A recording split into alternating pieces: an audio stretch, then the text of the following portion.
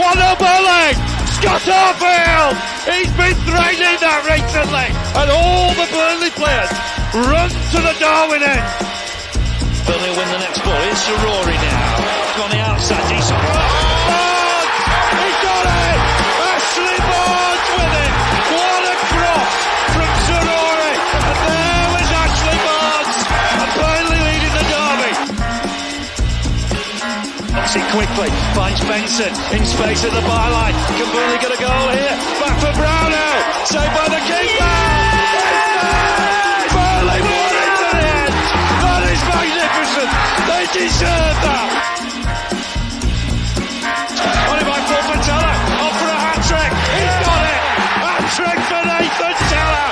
Oh, he's on fire at the minute. 3-0 Burnley. It's Nathan Teller's day. And Burnley are 3 up here. Fantastic derby. Here's Benson. Can he go on the outside? Comes inside. Top shot. Oh, the goal. Manuel Benson once more. That is top class. Burnley have done it. Fantastic. Clarence deserve the championship title. They've been the best side throughout the campaign. Burnley have won the second tier. What a fantastic achievement. The players have been magnificent.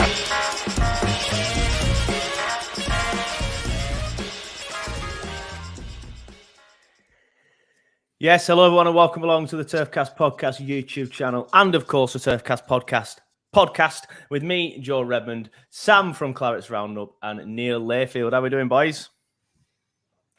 Not bad. Oh, sorry. And I was waiting for you to do a cue to be like you first and then we both just said it at the same time. Yeah, great start, boys. Strong. Yeah, strong start. You can tell we've had a week off. You can tell we've had a week, more than that actually. We can tell we've had a couple of weeks off. If I look tired, it's because I am. Stayed up last night watching the boxing. Not really sure why. Thankfully, I didn't pay for it because I've worked for the Zone, so I get it all for free. So there is that. So I am tired, but I'm also tired of Burnley. I'm tired of their start to the season. I'm tired of watching them try and defend because they can't. And I am one of the ones that keep saying, like, look, listen, it's difficult to gauge where we are at. We'll get into the debate because Sam isn't and Neil's more on the fence. But good to see the comments coming in. Rolian, I hope I'm pronouncing that right there, but says, always thought it was going to be about survival this season, was slightly embarrassed by some of the fans' expectations. He then goes on to say, there's a big divide between the Championship and the Premier League, and if the team yo-yos, but the youth adaptation pays out and keeps the club healthy, then no bother. Johan the Great is in the chat as well. He says, with what's going on at Burnley, you just have to look forwards. If you lose, it means nothing. You just got to look at the games in the Prem that are winnable. It's like between 4 and 9 teams. Say if we do the double over 6 of those teams, that's 12 wins, that's 36 points. And knowing us, we will get draws against good teams. And I feel we will survive, but it won't be comfortable because the bottom 3 is going to be like 30 points below. Now, Joanne, we'll get into it. I'm on your side of the fence here. Like, I'm looking at that saying, yes, if we win them games, we stay up. And I think we'll win enough of them games. However, the problem is, and I'd see what Sam's point of view is because we're going up against these teams that are good and half decent and getting dicked every week, we're then putting too much pressure on these games against the teams around us, and that's when we start making mistakes. Sam, let's get started then. Your thoughts on the season so far, mate?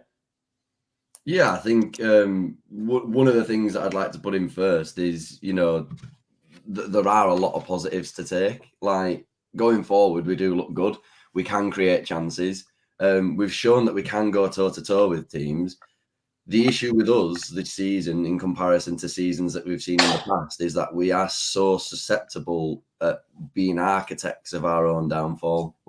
We play into other teams' hands, teams especially like Chelsea and Man United that aren't in the greatest of forms, and that there is a point to that. Like, just because the Man United and they're Chelsea and they spend millions and millions of pounds on players does not mean that when Burnley go up against them, it's just a write-off. United hadn't won a Premier League fixture in like 3 or 4 games, and then they come to Turf Moor and somehow managed to scrape a win. That was a winnable game.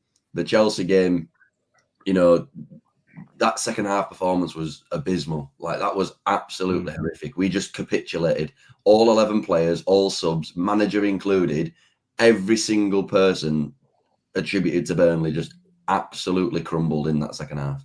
And those performances are becoming more consistent. And that's my issue. That's now becoming a consistent theme that we are just so easy to beat now. And I never thought I'd say that about a Burnley team. No, yeah, I see what you're saying. The defence is the main worry for me. I know a lot of people are saying, well, there's getting no protection. Amazing mug, by the way. Amazing mug. Dunder Mifflin mug for those who can't see. I've been looking. I'm going to digress here because I'm a massive fan of the US Office. It's probably my favourite show on TV. But if what's that website where you can buy things off people that make things? Is it Etsy? Yes, yeah. There's someone sells, the Office sign where it has. I'm going to get it for me door. Honestly, it's such a great program. I love it is, isn't it? It is, isn't it? Anyway, that's the first time we've all smiled. We're not talking about Burnley.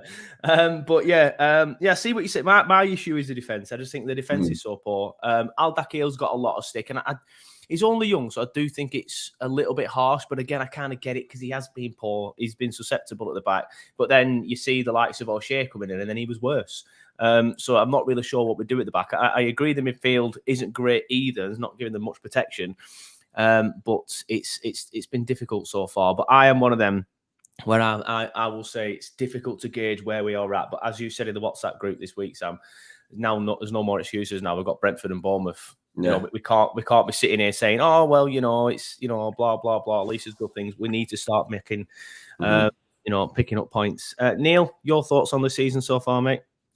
Yeah, so for me, I think I've said already, but I think it's gone. On paper, if you look at the fixtures that we've played, we've got exactly what we probably would have thought we would get from these games. Like, I know that's in black and white, and the game isn't played in black and white. When you look at how we've played, Man United was winnable, yeah, I agree with that.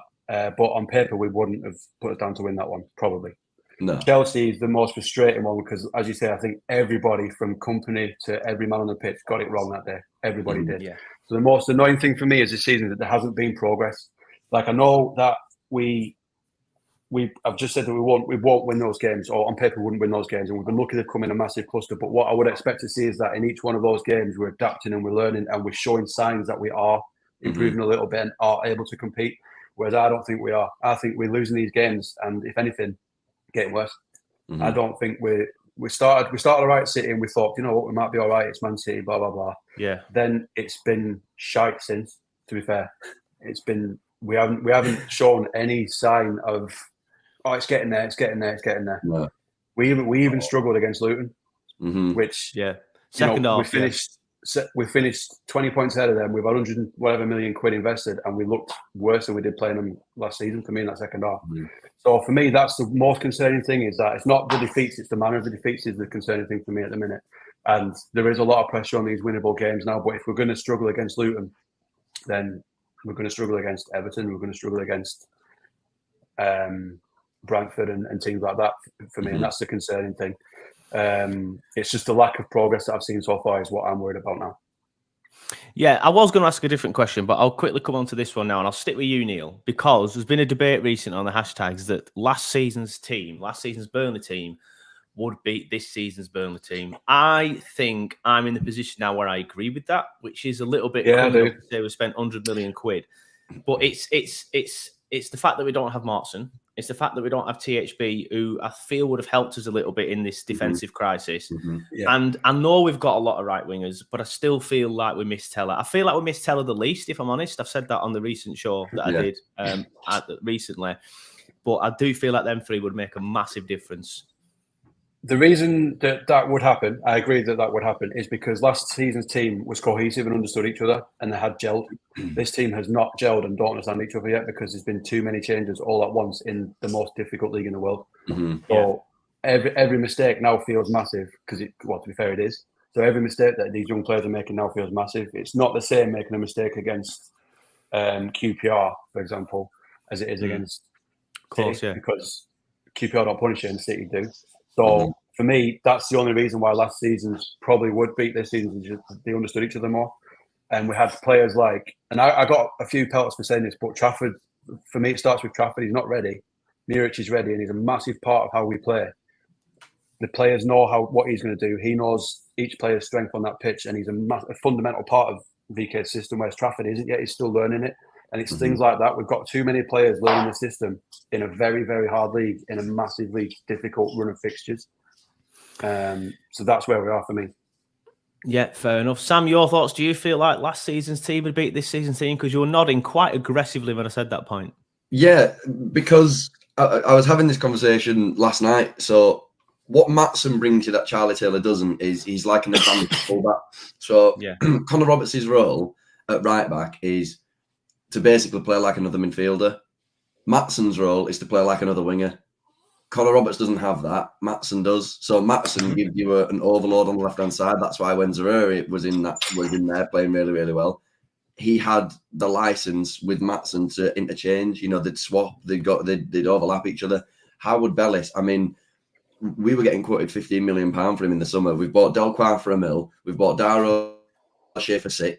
Like, Dara, in my opinion, had the 3 hardest games at the start of the season in this spell where we all originally said, first 3 games, that's a write-off. Like, those 3 games are not winnable. Then from there, in my opinion, that just doesn't stand with me at all. Like, you can't go 8 games into a season and then turn around and say, well, to be fair, none of those games really mattered other than the Luton game that we scraped. Because I just think that's it's like a half-assed, answer. It's like we're not really expecting anything and we're just hoping that we can scrape through those games and get to the easy games. But we signed O'Shea and it was difficult for him, but for £7 million more, you could have brought in one of the best centre-backs that we've seen. We all spoke about him last season as being, a potential future England captain. And he's the player where if we're following the mould of the transfer situation that we've got at the moment, young players with potential, with sell-on value, Howard Bellis is a no-brainer. Like, he was on paper the best player that we could have brought in. And we got quoted £15 million less than we thought we'd have to pay for him. And we didn't go for him. Now he's at Southampton and he's doing brilliant. So it's kind of pretty obvious. With the Teller situation, he's just rapid. He's the dynamic that we now have in Koleosho, but Koleosho isn't the full product like Teller probably would have been. So Koleosho's still adapting and learning. So like Neil says, we have loads of players doing that now. And we said it weeks ago. We said it, first week, second week, third week. The Premier League is not a place for experimenting. It just isn't. If you experiment trying to bring players in and move players up through the ranks and say Koleosho's been good, which he has, but he still hasn't scored yet, and he's not getting stats and statistics week in, week out. If he's beating his man, brilliant. But if we're not creating enough chances that actually end up with goals, shots on target, it kind of means nothing. We have so many players now learning the system, trying to gel together. Neil makes the point on Muric, which is absolutely spot on. Muric should be back in that team. I don't know what he's seen with Trafford so far. Trafford hasn't done anything that makes me think he needs to be Burnley's number 1 for the foreseeable future. In the future, he definitely will be. But I just think there's too many players gelling together now. And for me, the Premier League is not a place to experiment that type of system. My point always goes back to look at Norwich when they came up 3-4 years ago. They were the best team in the Championship by a mile, won the league by 20 points, won the league in March just like us, scored the most goals that the Championship had nearly ever seen. Came into the Premier League, lost 4-0 to Liverpool, first game of the season. They won 4 games all year. Like, it's not as easy as people think. And if you honestly thought that we'd come into this league with one of the youngest squads and so many new faces and genuinely thought we were going to finish mid-table, it just baffles my brain. Like, we need time to be able to get this back together. And we do have time, but it's a tough ask now already, because we're already points adrift and teams around us are picking points up. Yeah, thankfully, the time is on our side. There's a long way to go. But it reminds me of the season we went down, because we started slowly that season and then we just couldn't get going. And then because we couldn't get going, because we'd started slowly, the pressure was then on us. And then even in the games that someone pointed out earlier, like we should be winning, the pressure's then on us in them games. We make mistakes and then we don't end up pulling ourselves out of it. I'm just going to read the comments out in a second. I do want to stick with the Trafford Muric debate, and I've had a comment here off John Robertson. Good to see you in the chat, John. He says, we miss JBG massively despite his mistakes of late. Ramsey needs regular game time in the middle. And this is the last bit I was gonna pull out of this comment. Is I like Trafford, but like Hart/Heaton in the European season, a change can make all the difference. And that's the point I've been making recently. Like, which you just doubling up on what you two just said, really, is yes, Trafford's not doing that much wrong. Like, he's making some okay saves, you know, he's doing okay, but there's just something about him that just doesn't seem to fit with the squad. And it's the same with Hart. Like, Hart's main issue was he'd camp on his line, whereas Heaton would come out and collect crosses, and that took so much pressure off the defence. And I think it's a similar thing here with Trafford. I don't see him coming out collecting too many crosses. Granted, Miocic wasn't the best at it, especially at the start of his season, but he did do it, and he did do it quite well. Yeah, he did, and he did do it quite well towards the end of the season. But another main thing is the ball at his feet. He's so good with it. Now, I know we haven't seen him in the Premier League with it yet, so that will be, you know, one difficult to gauge at him. We've only seen him do it against the likes of Preston and Rotherham and teams last season where he practically played in midfield. But he was so good at it, and he did so well last season. He deserves a crack at the Premier League, and I don't see why he isn't getting that chance. I'll stick with you, Sam. Why do you think... Sorry, Neil. I'll stick with you, Sam, just for now, because you said it last. Why do you think companies insistent on playing Trafford? Do you think it's the 19 million quid price tag and he feels a bit of pressure to play him? Absolutely. Like I said it weeks ago, like it's one of those situations, like I feel like I explained it really well when we talked about it a few weeks ago, but when you bring a player in your Burnley and you already have a player in that position as a goalkeeper, and you can physically only have one player in that team as a goalkeeper, you don't normally see a substitution of goalkeepers unless they're injured. So whoever you start is playing the whole game.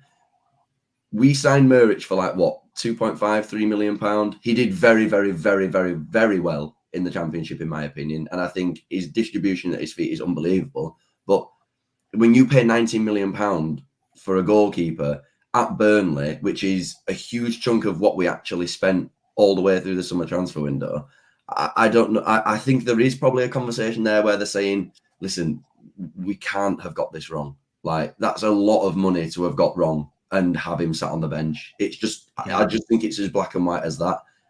They've clearly seen something from him with his ability as well. He is a good goalkeeper. There's no doubt in my mind he is a good goalkeeper, but you can throw players in too early.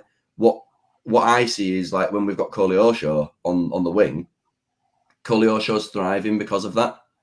Trafford, in my opinion, isn't thriving. He's just conceding goal after goal. His confidence is depleting left, right and centre. That's the thing, mate. That's the thing. He's not vocal either. He's not vocal. Yeah, he's not vocal at all. I have noticed that. I think the defence don't trust him personally. Yeah, he's so silent. But in fairness, then the other side of the argument is, if I was James Trafford, would you trust your defence? I'm just being honest. Would you trust your defence right now? Because I won't. Because they've all been, every single one of them has been shocking at some point this season, and they're also. No, but if I wouldn't. But if I'm James Trafford, I'd make sure that I'm doing all I can. So I would be knacking them. I would be shouting at them. 50-50 type thing. Like, I'm still on the Muric side, but it's a 50-50 thing. Like, is he confident in defence, and are they with him? Yeah, for me, right. I think there is a goalkeeper there. I think it is as black and white as we've spent a lot of money on him. You bloody well playing him, sort of thing. Mm-hmm. And I think also there's a bit of pressure on Company in that he knows he's a good keeper there, and he's like, well, I don't want to sort of waste his talent by having him sort of sit on the bench. But the fact of the matter is, he's come from League One to Premier League. It's massive, and it's in a position. Yeah, and it's a position where you cannot make mistakes, and if you're playing on the wing or if you're playing in defence, there's somebody else who can mop up after you. With a keeper that isn't, and it's the position where you've probably got to be the most strongest and the most confident. And if you're conceding as many goals as he had, someone put how many he's conceded? 20. If you conceded 20 goals, and you're new at your club and they've spent a large chunk of money on you, like for Burnley, that's a lot of money. There's a lot of pressure on you, and it's not getting easier any week. And I think Company needs to take him out of that firing line and let him develop, because for me, keep playing him in this. Yeah, I agree. And he keeps getting it every week. That's more damaging to him than not playing him, in my opinion. I think he needs to stay at the club. There's obviously a player there, which is why City put a buyback on him, quite a big buyback as well. Yeah. So there's obviously a player there, but we've signed him, we've got him. He's probably a keeper for 2-3 years' time. Send him to the Championship, let him have a good season in the Championship 100%. at a good club, and then bring him back when he's had a year at a higher level, playing clubs who are going to come into the Premier League, and he's not conceding 20 goals, and he's not getting peppered by. I mean, his first game against Haaland, man. What an introduction to the Premier League that is. It's not going to. You know what I mean? I think it's borderline cruelty to keep playing him at this point. He needs to be taken out and just let him develop away from the spotlight, away from being spoken about on podcasts like this and fans and stuff like that. Yeah, exactly. Take him out of it and let him grow.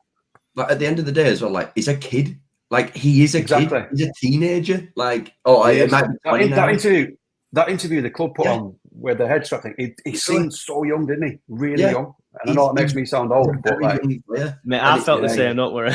Yeah, but we are old.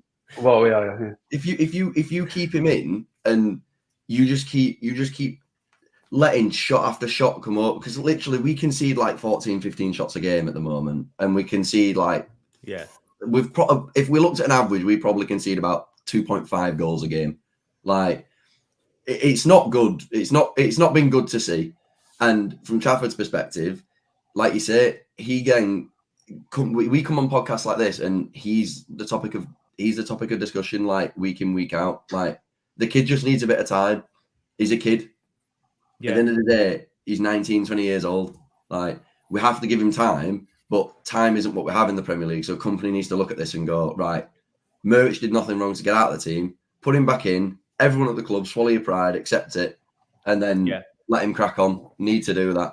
Have to make these big decisions in order to go forward. I agree. Yeah. He's got to have some balls now as company and make this decision. I don't think it would affect Trafford too badly. I think I agree with what you two are saying, like keeping him in this side and conceding 3-4 a game and getting battered every single week on podcasts and on Twitter. That's going to affect him more. It's going to be better for his development now to take him out. It's going to be better for Burnley Football Club now to take him out. Because like we started this off, like it's probably a bit of pressure there, not necessarily from the board, but just from the fee that we have to play him.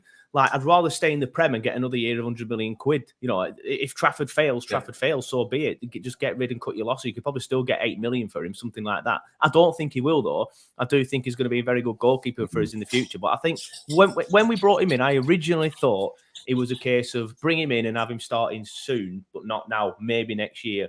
But I thought he was going to play in the Cups.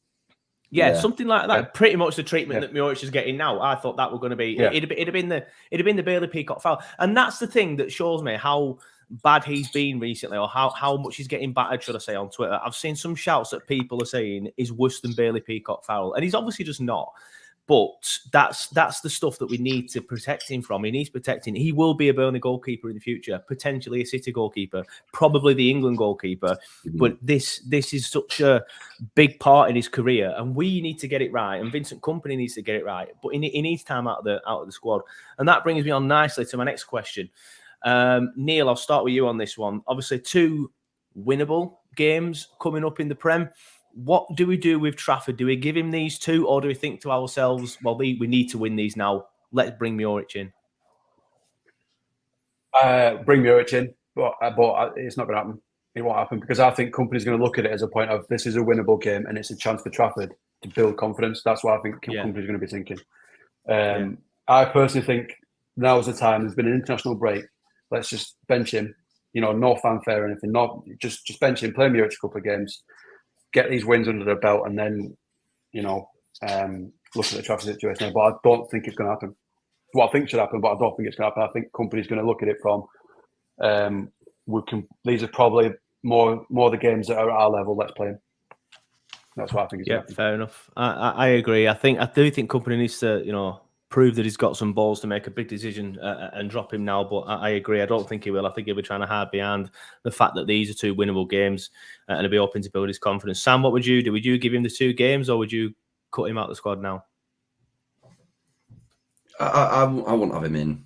Like, because if you have him in, it's just another 2 weeks of having the exact same conversation. Like it is honestly like my Twitter feed is. I haven't even been posting on it because all the same conversations. Do we take Trafford out? Do we put Muric in?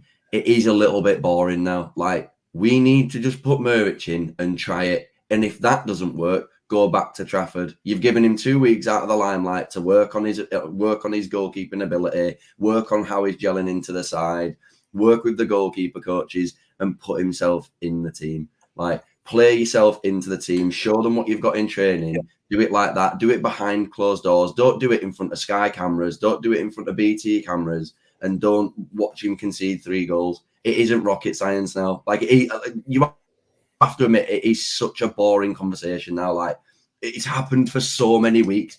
Just put Muric in. It's not hard.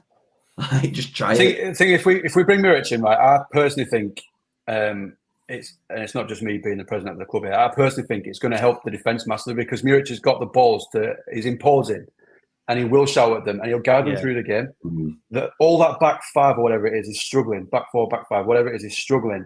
But no one's talking to each other. They need someone who knows what they're doing in there, which is Muric. He knows the system and he can talk them through the games and be vocal. And he'll think, right, these lads need protection. Come out, impose himself, grab the cross, shout at them, do whatever. And that's what we need now. We need someone at the back who knows what they're doing to just bring the others on. Mm-hmm. Yeah, I know a lot of people make this comparison, and I do it quite a lot. But again, going back to the Heaton Hart debate of the 2017 season, whenever it was, I felt like Heaton came in and he not just collected crosses, as I said, but he bollocks the defenders because obviously Heaton was the club captain. He knew how to talk to people. He knew how to guide people through games, and I think that's a massive thing that Trafford doesn't have at the minute. But again, he's still too young, and it'll come. And like we've said, I agree, Sam. It is boring, so we'll wrap this one up in a minute. But like we've said, like he's too young. He's obviously going to be low on confidence. We need to take him out of the squad for a bit, and it just has to happen now for me against Brentford. Plenty of comments coming in on the subject. Harry says Trafford is a great investment, will be a great keeper in a few years, but at the moment, Muric is a better keeper and should start. Andy Benny says, I can only imagine that to sign Trafford, he was promised to play so many games if fit. Otherwise, he may lose his place in the under-21 side. Potentially, mate, but club comes first. So if that promise has been made, it's time to break that promise. If he's playing for Burnley's under 21, surely that's the level that the managers are looking at. They're not looking at. Maybe, and getting all the cup games as well. Yeah, and getting all the cup games as well. Chris says, did Muric and VK not have a bust up last season? I think I saw some rumours, but I'm not sure if anything is legit on that end. But I'm not sure. No inside info on that. Johan the Great said it's his position in the net for me. When people see him too close to the post, obviously they're going to shoot to the other side. And he needs to be in the middle of the net so he can actually save shots. He then goes on to say, give Trafford the McNeil treatment, but as a keeper, obviously McNeil got dropped a few times, didn't he, and then came back stronger. Harry has gone on to say, don't see the harm in trying Muric now. Worst case scenario, it doesn't work and we go back to Trafford. Yeah, we can't keep conceding 3-4 goals. Yeah, it's a good point. The worst case scenario is we'll put Trafford in the net and we'll lose to Brentford 2-3-0. But the worst case scenario is we put Muric in the net and we lose 2-3-0. But chances are it's going to happen. Well, not the chances are. It could happen with both keepers. Yeah, we should have tried something else. Yeah, interesting. And at least Trafford can then look at it and say, "Oh, well, it's happening to Muric as well. It's not just me." So you know what I mean? Exactly. Yeah, and that'll help him. That'll help his confidence. Yeah. But something needs to be done, whether it's a change in defence or a change in the keeper. For me, I'd change the keeper. Hopefully, the Bayer injury isn't too bad. I hope so. Because I've not seen much on that. Someone did put on Twitter he's out for a couple of months, but that was just a random football Twitter account. So I'm not sure how legit that is. But if I hear anything, I'll let everybody know. But just going back to the defence as well. I think Sam, you that were a big fan of O'Shea when he came in. Said it on his West Brom captain and stuff like that. I agree. His first few games have been difficult, but he came on in the second half against Chelsea and didn't really do much there. What have been your thoughts on O'Shea so far? I do think he's a good player, and I do think what we have lacked is the backbone. I think as good as Al-Dakhil is again, he's a kid. He's a kid with no Premier League experience. He barely played in the Championship. We didn't really give him a fair whack in the Championship. He played a couple of games towards the end of the season. He played a bit more consistently in the last 10, but he wasn't in the side for a while.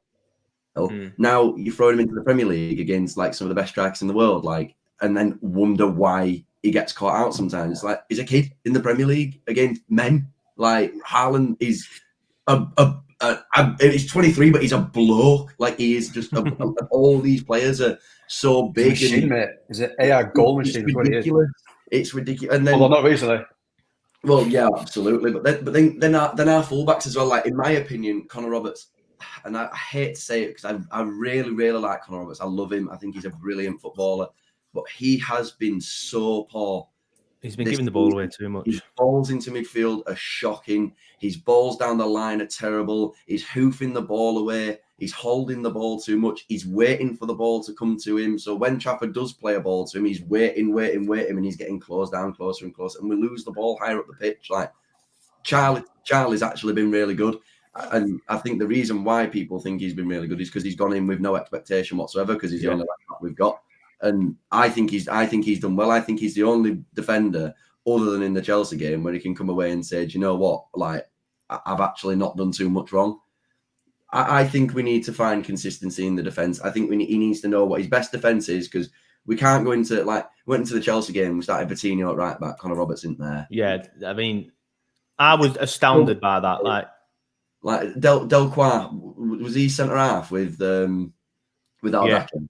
It's like all this stuff is like this. Everybody else in the Premier League has the same defence. Look at teams like Brighton, Brentford. It's the same defence all the time. Like Ethan Pinnock, Ben Mee for Brentford, and then fullbacks are always the same. You know, Rico Henry. Then you got to Brighton. You've got Lewis Dunk. You've got Vestermans who of the world. You know, Tariq Lamptey. All these good players, Estepinian, like these, and they're always consistently in the lineup. Our defence over these 8 games has been different nearly every single week. I think he needs to find his defence when injuries have obviously, died down. He needs to find his defence and stick with it, and just say, like, you guys are going out every single week, and if you're not performing, that's when we drop you. But it feels a little bit like you have 1 week, you've not done your job, you're out. We'll try this. That doesn't work. Never mind. You come out again. We'll put you at left centre back instead this week. It's like just do consistent. Just do it all consistently. Just play a defence, try it, see what happens. Yeah, it's not just defence, though, is it? Like, he's been a bit of a tinker man, I think. VK is too much. He's been tinkering too much, and yes, he was forced into the change with Delcroix, with Bayer being injured. I respect that, but then why try something different? Like the defence, like you said, you need consistency in the defence, probably more than anywhere on the pitch. You need your back 5, like including the keeper or whatever it is, to be the pretty similar week in, week out. Maybe tweak the full-backs, or if you need to, tweak a centre-back if you absolutely need to. Against certain opponents, but changing it too much is just gonna cause issues, and that's exactly what it's done. So if he's got to change Bayer because of the injury and bring Delcroix in, don't change the right back as well, especially for what most people believe to be a championship quality right back. Like, and I think that showed.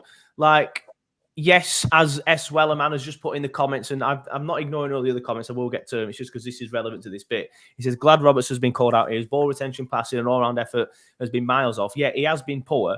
Probably disagree on the effort bit, but his ball retention has been shocking. He's been passing it into midfield, just giving it away. But he's still better than Vitinho. It's not Roberts' fault that, we didn't sign somebody else that was decent enough to deputise him. Like, I think VK got a lot wrong, and VK seemed to get away with that. Some people have recently been saying, he's got a lot wrong, but he's got away with a lot of criticism. And I think he's making mistakes with the Trafford. He made a lot of mistakes earlier in the season, tampering with that left back situation and not just playing Charlie.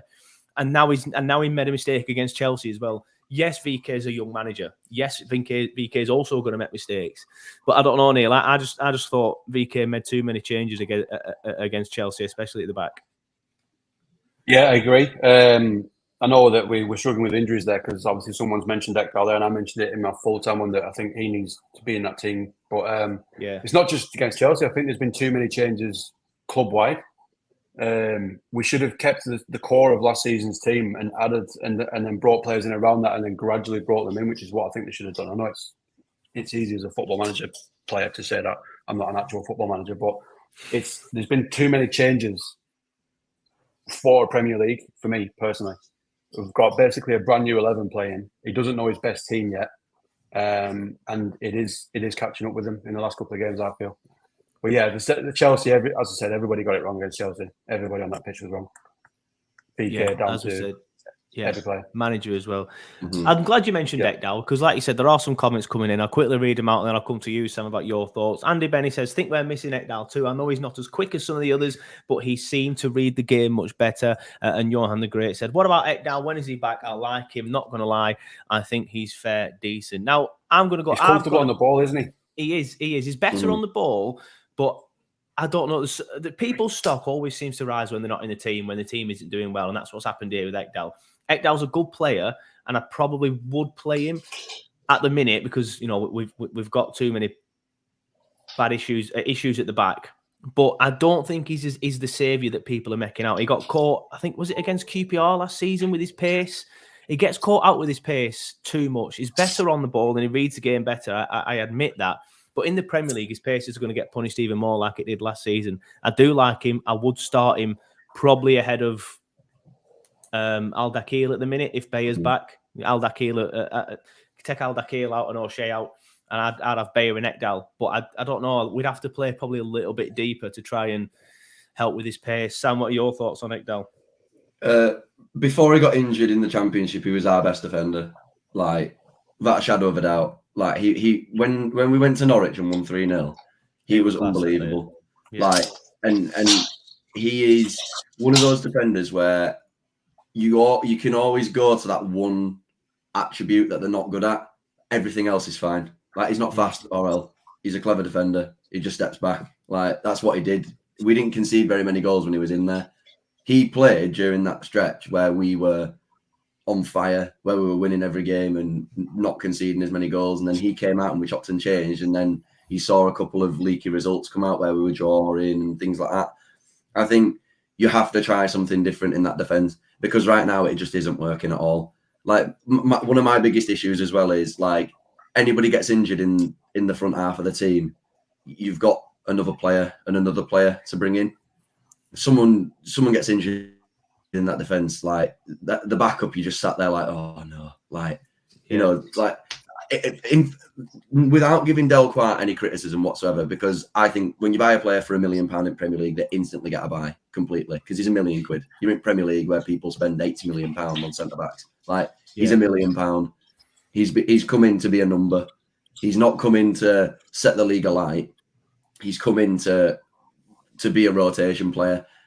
And the expectations on his ability in the team is a lot less than what I'd say like Bayer's is or Al-Dakhil's is, because we spent a lot of money on those players at the time.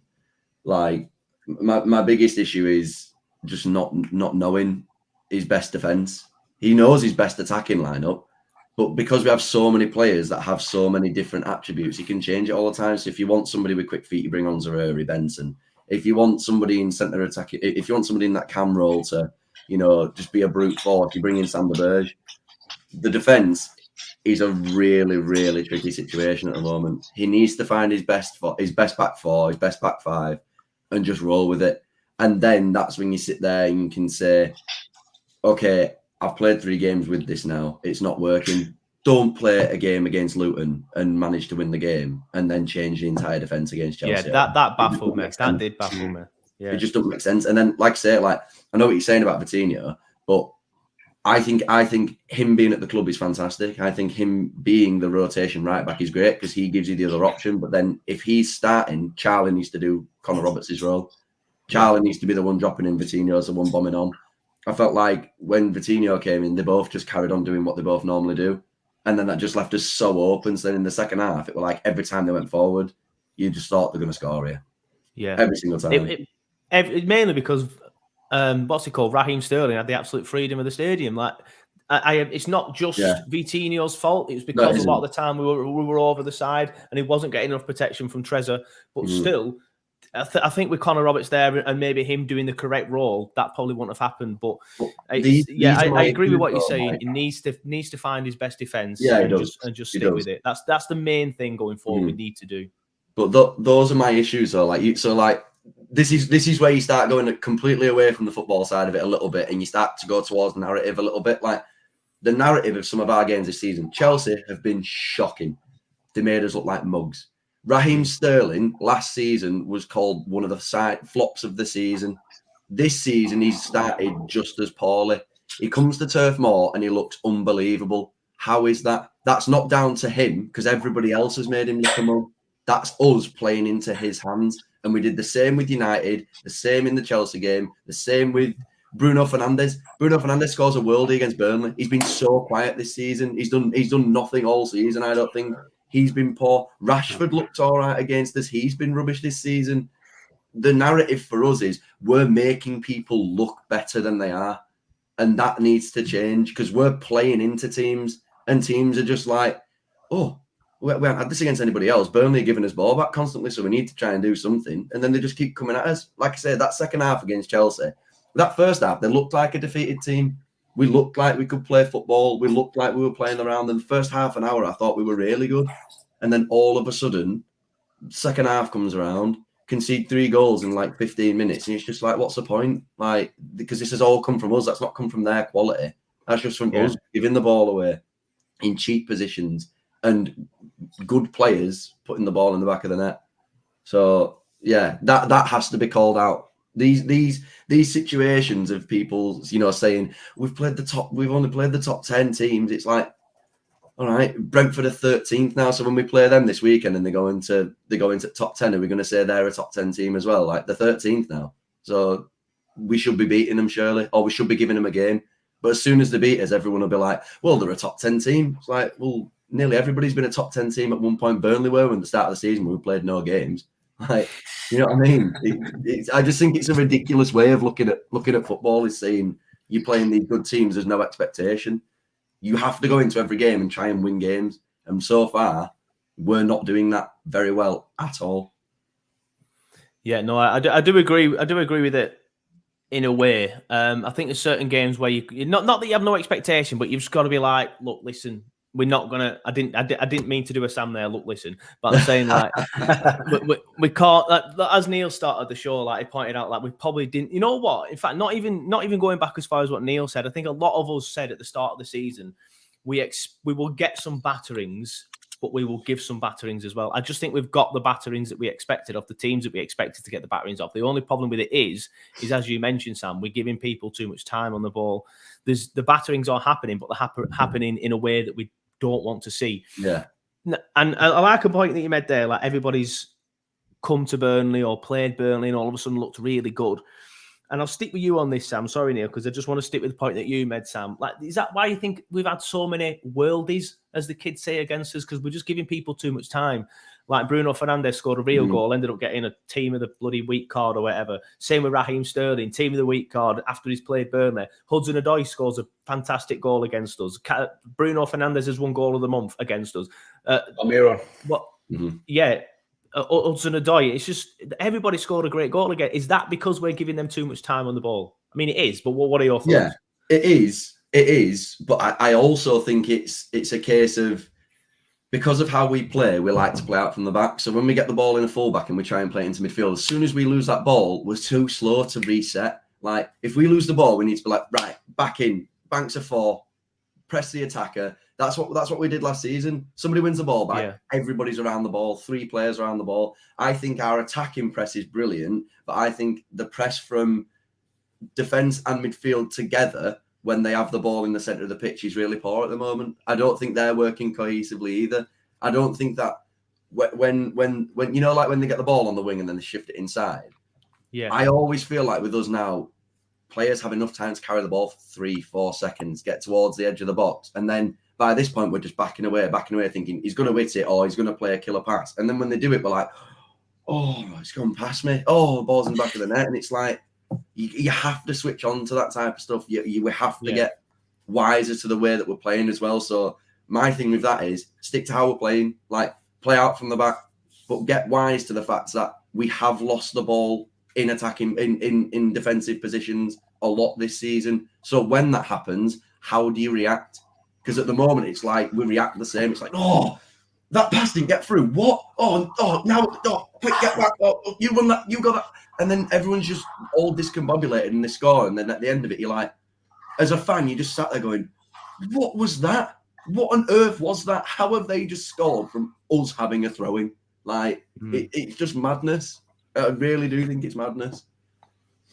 Yeah, no, to be fair, I agree. We've not been good enough in the press, and we've not been good enough at the back, and we have been backing off too much. But John Robertson here says, we're a bend me away from it clicking, need a boss back there, wish we'd signed Kouyaté. Or dare I say, we're Taylor Howard-Bellis away from it clicking. Should have been somebody like that. But Neil, just going on from what John's comment there, How do we sort this out? Do we go back to Sam's point of sticking with a good organised defence and just sticking with the defenders? Yeah, I think so. I think the only way they're going to learn is by playing together, and they're not going to learn how each other plays. Last season, we knew pretty much what the team was going to be, barring injuries or suspensions, and they gelled. And look what happened when they gelled. They can't gel if he's changing it every week, and if there's question marks all the performances, they're just not going to gel. So he needs to just decide. I think I agree with Sam. He knows the attacking options. He knows who he wants up front. So at the back, decide who your first choice is. Keep them fit for a start, because Bayer seems to be getting injured all the time now. So try and keep them fit, and then just play them and let them gel. And because the defense needs to gel with each other, but they also need to gel with the attacking side as well. Mm-hmm. Part of last season was that when our fullbacks or wingbacks, whatever, got the ball, they knew where Teller was going to be, and they knew what runs Zuri was going to make or Benson was going to make. They can't do that now because it's changing each week. So stick to the team and play it, and let them grow together. Yeah, no, I agree with that. There's been a lot of talk about injuries, so I've just gone on PremierLeagueInjuries.com and looked at our injury list. So obviously at the minute you got Johan Berg-Gudmundsson out, Manuel Benson out, Nathan Redmond out. I didn't even know that he was injured. Jordan Bayer out, Ekdal out, and Obafemi out. Every single one of them players, except Obafemi. Now, do not take this as gospel, because these just go off press conference and stuff like that. And obviously, Vincent is worse than Sean Dyche in this sense that he doesn't give much away with the injuries. We just don't know when people are coming back. We just never get told anything. Partly, in my opinion, I think the journalists aren't asking the question enough. I think they should always be asked, but we're not finding out much yet. Not that I watch the press conferences, to be fair, so they could be asking the question and just say no, but I've never seen a clip of it. But every single one of them, Gudmundsson, Benson, Redmond, great name, by the way, Bayer and Ekdal, are all potentially returning for the next match on the 21st of the 10th. So hopefully that's the case. But just going back, and I promise you, lads, we will talk about some positives soon. But just going back to the points we're making about the defence and the tweaking of it, if Bayer and Ekdal are both back, Sam, I'll start with you. Do you bring them both in immediately, or do you just bring maybe Bayer in now and then Ekdal in the week after? Bayer's your main centre-back, so he's one of those players that you just say, right, you've come back from injury, prove that you're fit, get back in the team. Like, that makes sense. Ekdal's been out for so long, and we haven't seen him for so long, that if you rush him back and he gets injured again, it's pointless anyway, because he could play brilliant for 45 minutes, pull up, and then that's it. Like, you've lost him for 2 months again. So that for me is pointless. I feel like we should monitor him a little bit. But no, I'd probably put Bayer back in and then leave Ekdal. Put him on the bench, see if he can get like 25 minutes, something like that. Yeah, Neil, your thoughts on that one?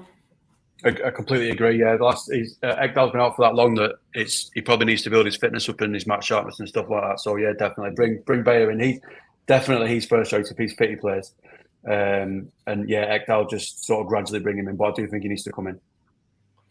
Yeah, no, I agree. I think it's time, like we've said pretty much throughout the entire podcast, that we found a defence and we stick with it. And I think Bayer and Ekdal should be both in the team. It's going to be interesting to see how Ekdal plays with his poor pace. But as Sam and somebody in the comments said, I think it was Andy, he reads the game very well. So his pace shouldn't affect him as much as it would do if he didn't read the game well. But let's move on to the more positive side of things. There's not been much. Obviously, that's why it's taken us 50 minutes to get to talk to anything positive. I've had a few comments on the YouTube shows recently about people saying that we're too negative.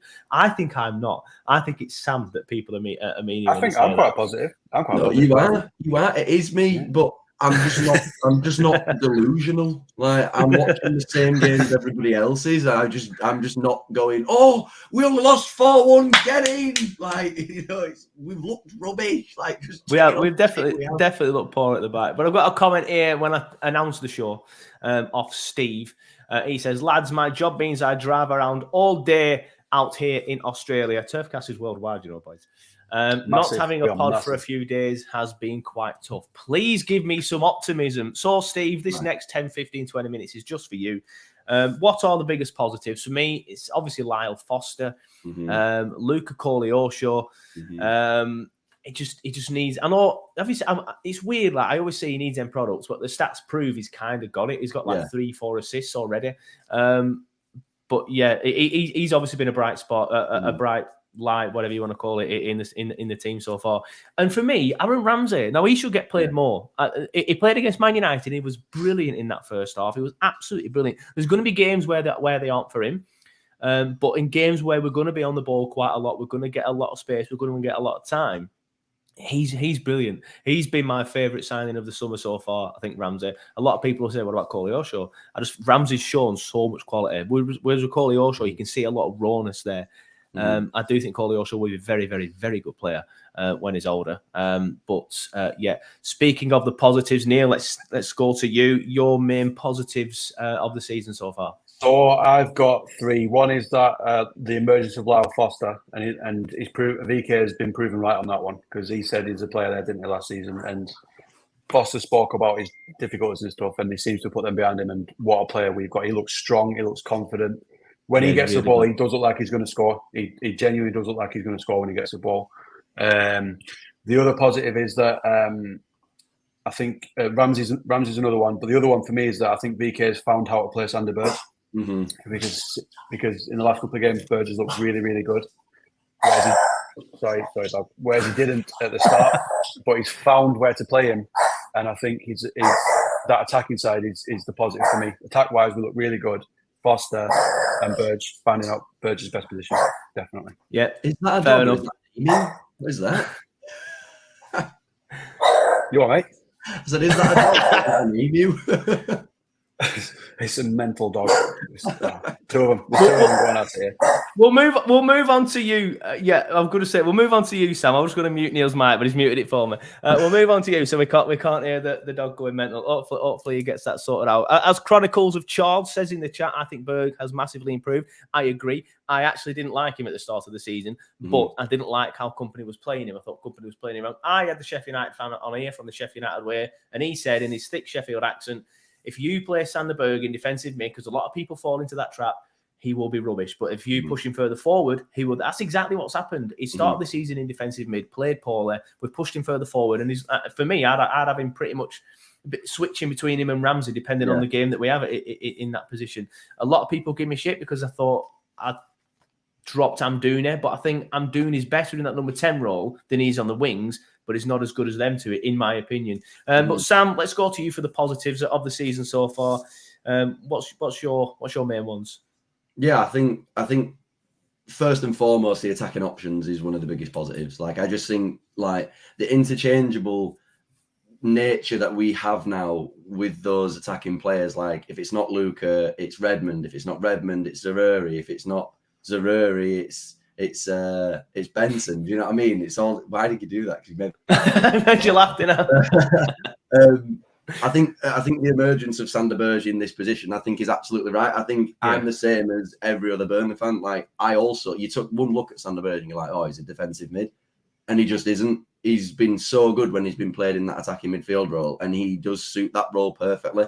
It is a shame for Amdouni, but I also think Amdouni started quick and then he slowed down. So I do think there is. So he is, in my opinion, I think he is getting the attacking kind of quartet of the team right. I think he is seeing what games he's like people are suited to. He's seeing when, you know, they're maybe not up to speed in certain games. So he brings them out, says, have a week away, you come off of the bench, and then, you know, re-immerse yourself in the team. I think Lyle's probably been one of the biggest ones, though. Having a number 9 in the team who can score goals and create chances, and his hold-up play has been unbelievable. His link-up play has been really good as well. I think that's a huge positive, because at the start of the season, one of the things that we had a conversation about was, do we have enough goals in us? And I think with Lyle Foster in the team, I absolutely do think we do. I think he's easily going to break 10 goals because he's been brilliant. And then the obvious one is Luca, innit? Like, I mean, he's so creative, so exciting to watch. Like, we've been crying out for a winger for years who's just going to beat his man, and now it looks like we've got 6 or 7. You know, obviously. And then to add it all in, like you say, you've got Ramsey who can come off the bench. We've got Tresor, who I still don't think has found his right position yet. I think he needs to have a go in that 10 role at some point and see how he gets on there. But he's also still another positive, because while we've got all these attacking players, he's still a player that I don't think has been given a fair whack in the correct position that he probably should play. So yeah, I think the attacking side of the team is very, very positive. I think we're going to get the goals. I think we will score some goals against some teams as well. I think, you know, we could go to Goodison and win 2-3-0 or 2-3-1 because we probably will concede a goal. But what I mean is there is positives to take from the attacking side of it. Like when we talk about the negative of the defensive side of it, in my opinion, there's no negative to the attacking side of it whatsoever. I think he's getting that completely right. And I think Kompany does deserve the praise for that because he's getting that attacking. And Odebear scoring the other day, he looked very, very good as well. So I think he is getting it right from an attacking standpoint, absolutely. So I think he deserves the credit for that, especially. Yeah, good. I'm glad you mentioned Odebear because I would have completely forgot about him, but he looked fantastic against Chelsea, to be fair. Very, very impressed with him. I'm glad you mentioned Tresor. We will move on to that in a second, but I just want to quickly read out some of the comments. Avalon Mars says, front line looks really good. Hard to believe it's a complete new front three. Who would have thought Lyle Foster will be our best player? We need an experienced midfielder and defender. It could help. JB Sports said, think Trafford's a waste of £20 million. Roberts has not been good enough. Same with Al-Dakhil. I feel we should have 9-10 points at this stage if we weren't cheated at Forest and would have been better in other games. 6-7 maybe. 9-10 is probably a bit ambitious there, John, looking at the teams that we've played. Chronicles of Chard, I've mentioned that comment, so I'll quickly take that off. S. Wellerman says, Luke Foster will be an Ivan Toney regen. Watch your space. Mate, don't worry. He goes on to correct himself, but don't worry. Every time I type out Luke on my Lyle Foster on my iPhone, it changes it to Luke. I'm fed up with it. Absolutely fed up with it. And Andy Benny says, I think Tresor is another similar to Foster last season where he will be good all the time, and that brings me on nicely to Mike Tresor. He's not looked great so far, but I'm one of these that, due to my job, I do have to watch other leagues, and he looked really good last year. Admittedly, in the Belgian league, I'm going to openly be honest and say, yes, there is a bit of a gap in difference between the quality between the Belgian league and the Premier League, but he won the Player of the Year last year, and he won the Player of the Year in that left forward role, which is where Koleosho has been playing, which I feel is why when Tresor played, when he came, did he come on at half time or something once? But then he swapped them round and he put Tresor on the left. I think it was against Man United. Yeah, did he start again? He did. He started, and then he swapped them round, didn't he? And everyone's like, "Why has he done that? Why has he done that?" Well, it's because he got injured, didn't he? Oh, is that what it was? Right. Yeah. But then he swapped him round, brought Tresor on. And was like, why has he done that? Why has he done that? And I think that's because he did so well in that left forward role last season in the Belgian league. But I agree with you. I'd like to see him in this number 10 role, but it's difficult getting him in there. And I'll stick with you, Sam, because you've mentioned Tresor already. But what your thoughts on him? Like, I think he will come good. I think Andy makes a brilliant point there about he will be good over time. He just needs time to settle into this squad, doesn't he? And time to settle in the way we play. Because look at the difference between Lyle Foster last season and this season. I genuinely knew he was going to score against Luton. When he was through on goal, I was like, 100% he's scoring. That's where I'm at with him now. Whereas last season, we had the debates on him many a times. Like, do we think he's even good enough for the Championship? And whereas now, we're all like, yeah, he's good enough for the Premier. He's going to be fantastic. I think Tresor's another example of that. I think he will be brilliant. We just need to make sure. I think Tresor's one of the main ones that we signed in the summer that if we went down, he wouldn't stick around. So I think if we want to see the best of Tresor, we need to make sure we stay in this league. Yeah, 100%. I think the thing with me with Tresor is, like, regardless of what league you're in, to get more stats on the board than some players across Europe, regardless whether you're in the Belgian league or not, you have to be a good footballer to do that. We signed him as probably our main signing. He was like the main player that everybody wanted, and I'm still 100% in that boat. I still want him in this team. I think one of the things is the amount of attacking options that we've got. It's like a blessing and a curse. Like, because there's so many attacking options, you can't play everybody all at once. So you have to try and find people's best positions. And it is ever so slightly unfortunate for Tresor that, not for us, but for Tresor, that Koleosho's come in and done what he's done, because you can't drop him on that left-hand side, in my opinion, because he has been so good. So if you do play Tresor, he's on the right-hand side, a position that he hasn't played. And yeah, I do think he'll come good, and I do think he needs the time, because Foster got the time, and I think you have to be fair with players. Like, this system is so difficult that you have to give players time, but he will come good. He's a good footballer. He's got a lot of ability, and I also think some of the games that he's been put into as well have been a little bit unfair. Like, you put him on against United, and then you switch sides when Koleosho's just gone at Dalot. And it's like, he has to try and find his way into the game, even if you're 15 minutes in. Like, that's still hard. And then the other games, it's like we haven't really been great in the other games he's played in, have we? Really? Like, So I'd like to see him in a game. Long either, has he? Yeah, I'd like to see him in a game where we have a lot of the ball, like your Brentford or your Bournemouth. So I'd like to see how he gets on in one of them games. But then it's difficult because these games are so massive. Do you bring in someone who's still trying to find their feet? Mm-hmm. I'd like to see him in one of them games, but I probably wouldn't start him, if that makes sense. Yeah, agreed. I do agree. Yeah, Neil, your thoughts then on Tresor?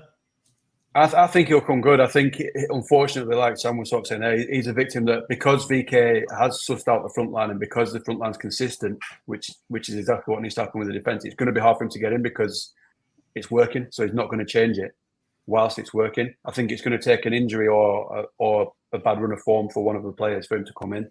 But he's not been here that long. So I think he's still finding his feet, and I think he will grow into the season. And I think second half of the season we'll probably see the best of him when he's more comfortable at the club. He knows the system.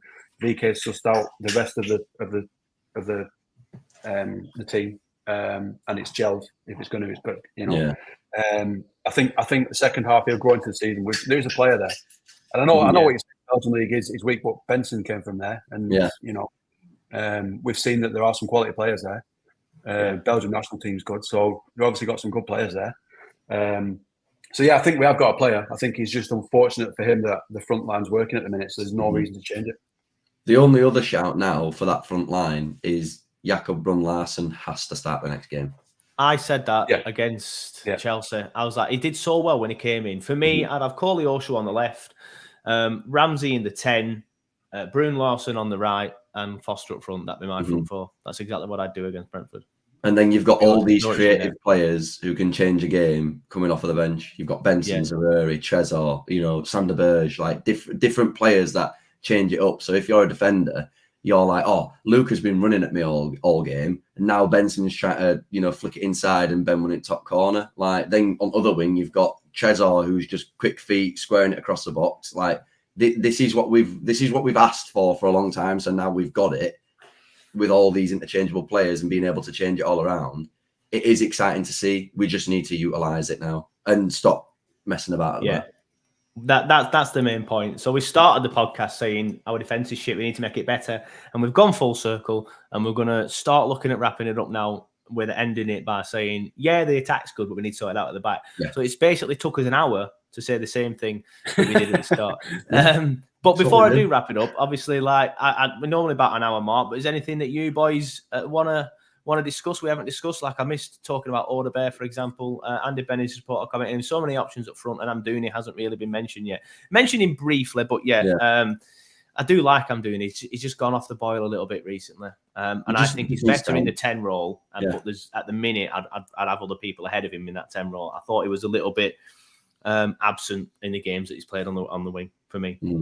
Some of the games that he has played as well recently, like the United game, like should have scored. Like, so in a lot of chances that he's missed.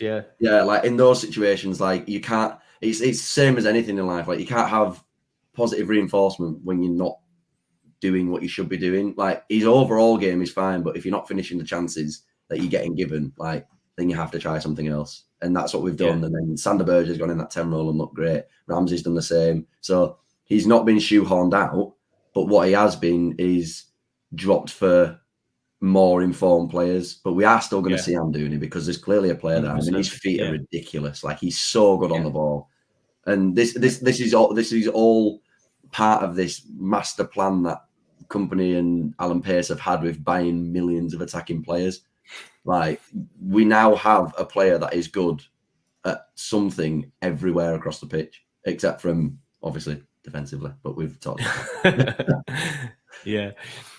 Avalon Mars says, I'd like to see more of Benson. Don't think he's had a fair crack yet. I agree with that. Not been fit, has he? Not been fit, though. No, he's not been that fit. And at the minute, we've got better informed players as well. Just how it is. Right, well, we'll end it there then, boys. But I was going to bring the Premier League table in to put on screen and be like, oh, shall we stay up? But my keyboard's run out of battery, so I can't actually do that. But I'll paint the picture. Sheffield United bottom, then Bournemouth second bottom, Then it's us third bottom, Luton fourth, and then can't remember off the top of my head who it is over that because I haven't even got my phone on me, so I can't check on my phone. But I'll start with you then, Neil, while Sam tippy taps through his phone to get the Premier League table for us. Do you think we stay up, or are you more in the sense of now, after watching us the first 7 or 8 games, that we are doomed to relegation? No, I think we'll stay up. VK will get it right. There we are. Correct. So there we go. Just to cut in on Neil there. Sheffield United bottom, as I said, then Bournemouth, then Burnley, then Luton, then Everton, then Brentford. Big game. Brentford are struggling this year. They're struggling with that tournament. Don't get me wrong. They've got some good players. Is it Mbuemo? Probably pronouncing that wrong. Good players at the back in Pinnock. Ben Mee, obviously we all know. Collins, not as good. Thanks for that handball, pal. But still probably better than some of the defenders that we've got in the team at the minute. Big game. Good. It's going to be a difficult one. They've got some good players, but they are struggling. Like they got beat against Everton, for God's sake, who a lot of people at the start of the season were saying they're going to struggle. And I think they will struggle, but I think ultimately they'll be okay. But you know what bottom three. Say? You know exactly what people will say. Oh, they were top 10 last year, so we shouldn't be beating them. Right. Yeah. Some will, but I think now it's time to be like, right. It's obviously. Right, a minimum from that game is a point, like minimum, because it's away from home. Absolute minimum. But at the same time, if we play very well against them, but lose 1-0, for example, or lose to, I think some people would take comfort in that. But I think we've now got to start putting points on the board. Point minimum. And it's just annoying that it's away from home. It's annoying that the next 2 are away from home, but that's where our only wins come from, and we did very well against Forest away from home as well. I think at the minute, the pressure of the turf is probably a little bit much, or the poor atmosphere of the turf. But winnable games and need to start putting points on the board. We just need to perform. That's it. Like, give us a good performance and lose, fine. That is fine. Don't give them 2 goals and then chase the game for like 60 minutes. Like, don't pass the ball out from the back and pass it to Mbuemo and he scores first time. Like, just don't do that. If you don't do that, I'll back it all the way to the end of the season. If we didn't, Lauren, go away. I know how annoying that is because it's probably come from his laptop as well. That happens to me all the time when I'm doing lives. She's going to shout at me now. Well, just to avoid Sam's, just to avoid, put do not disturb on. Put do not disturb on. Professionally, just to avoid Sam's domestic. A comment here from Kenny says, "I think VK's made an ops buy in Trafford. He will be better when older." Yeah, I presume you're late to the party, Kenny, which is fine. I know you live in Canada, because we are worldwide, as I've said. He will be better when older. Completely gay. Also, Luton signed Andros Townsend for 1 season. Another ops. I think ops means mistake. I think that's what you're trying to say. It might be a Canadian thing. I think it means oops. Another oops. Oh, yeah, right, fair enough. He's not signed there for a season. He's signed from January because, as I've said, I don't know, people keep telling me that I'm wrong, but I'm not wrong. But he failed the medical at Burnley. Or they didn't like the look of his knee. And that's why Luton haven't signed him for a full season. Otis, stop. They've signed him until January, because I presume the same issue. I think nobody trusts that knee that he has. But yeah, thank you for that, Kenneth. But yeah, what were we saying before Sam? What were we saying before Sam had a big domestic? I can't remember, if I'm honest with you. Sam, I'll let you go. Will we stay up? It was whether we'll stay up or not. I think we will, mate. I think we will. I still think, purely because we'll get goals and VK will get that defence right. He will. It's just taking longer than I think any of us thought it would, because he seems like he's pretty clued on, and you see the documentary and how he works and all that sort of stuff. Yeah, he will get it. I think because we're creating chances and Foster's scoring them, I'd be more worried if we weren't creating chances and we weren't scoring. That's where I'd be worried, because I'd be like, well, the attack shit and defense is shit. That's it. We're doomed. For me, the only doubt I've got at the minute is the manner of the performances. I don't mind losing if we've just been outplayed by a better team. The fact that we've rolled over is the most concerning thing for me now. So these games now are big. We need to win these games, and hopefully in 2 weeks' time we're looking at it. We've got another 6 points, because for me we should be winning these now. We've got another 6 points, and it'll look a little bit brighter for me. But I still think ultimately I think we'll be all right. Yeah, we beat Bournemouth last season, so if we lose against them this season, that'll put an end to the which team's better this season or last season debate. And that was our B team pretty much last season. Sam, I know you were chatting before the phone went off. Just want to remind us what you were saying. Do you think we'll stop up, or do you think it's doomed to relegation?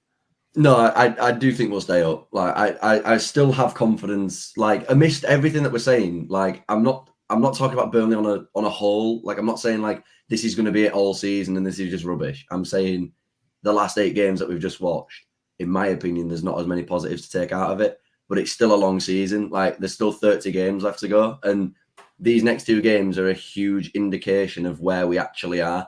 Like if we play Brentford and Bournemouth and lose both, that's when I'll be like, hey, this is hard. This like we are so far adrift now. But if we can get some points in those games, 100%, I think we'll be fine. But I don't think it'll be comfortable like people say. I think it'll be 16, 17, like, and then kick on next season. But yeah, I'm still confident. I've still got the confidence. I still back the manager completely. Still back all the players.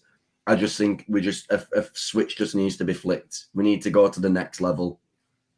I think ultimately, this has happened a lot quicker than anybody thought it would. I think the plan was that we would still be in the championship at this point. So I just think we just need to like trust this through and not overreact. If ultimately we do go down, I think we try and keep Vinny and let him see this project through. I don't think we will. To be fair, I think he'll be off if we go down. But we need to stick with this philosophy because I think we have come ahead of schedule. Ultimately, so whatever happens, I think we stick with this. Yeah, I agree.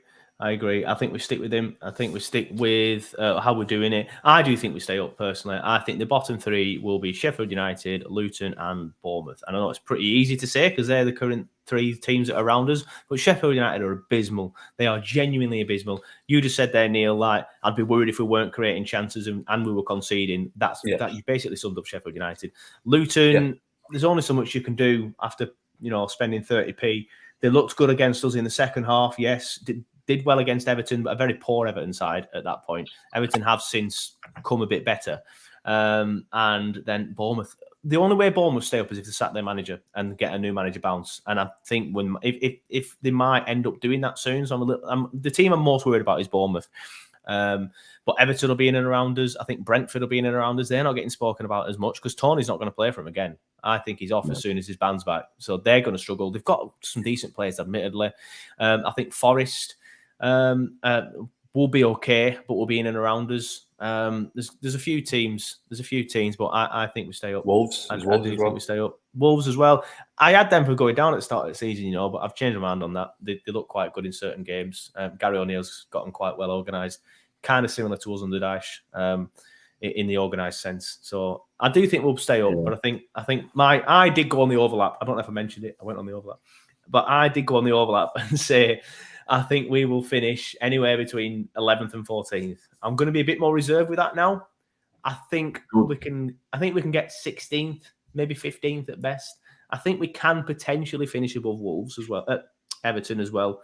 But I think it'll be very close with them. Very close. I think I've been quite impressed with them since that Luton game. Yeah. But yeah, I think we'll be all right. Anything else you want to shoehorn in, lads, before we say goodbye to everybody? I'll take that as a no. I will take that as a no. So yeah, we'll start wrapping it up here then. We have gone a little bit overboard, so thank you to everybody watching. Thank you, lads, for sticking by us for an extra 15 minutes. Graham says, great show, chaps. Thank you. Paul Yates says it's VK's puzzle to work out and then we'll be fine. Andy Benny says, cheers, guys. Managed to catch you live for a change. Keep the faith. Chronicles of Shard says, it was nearly a year ago when our turning point last season was against Sunderland away. Brentford away is going to be the game where everything clicks. Hopefully, mate, because I was at Sunderland and I'm going to Brentford as well. The ticket arrived yesterday. Thank you to the guy and the girl that sold me the 2 tickets to Brentford because I did sleep on them and missed out. Kenny Bridges says, you just can't think it's going to come suddenly. We will stay up there a long season. And Andy Benny says, take care, guys. Well, thank you for that, Andy. We will take care. Thank you, everybody, for watching. Thank you, everybody, for listening. Thank you to the lads, definitely, for coming on. If you've joined the stream late, don't worry. When it ends, it becomes a standalone video, so you can watch it at your leisure. And if you'd rather go out somewhere and listen to us on a podcast, then you can do that. Just head to your favorite podcast streaming service, whatever it is, podcast provider, and we will be there. But thanks for watching. Thanks for listening. We'll see you next time. Goodbye.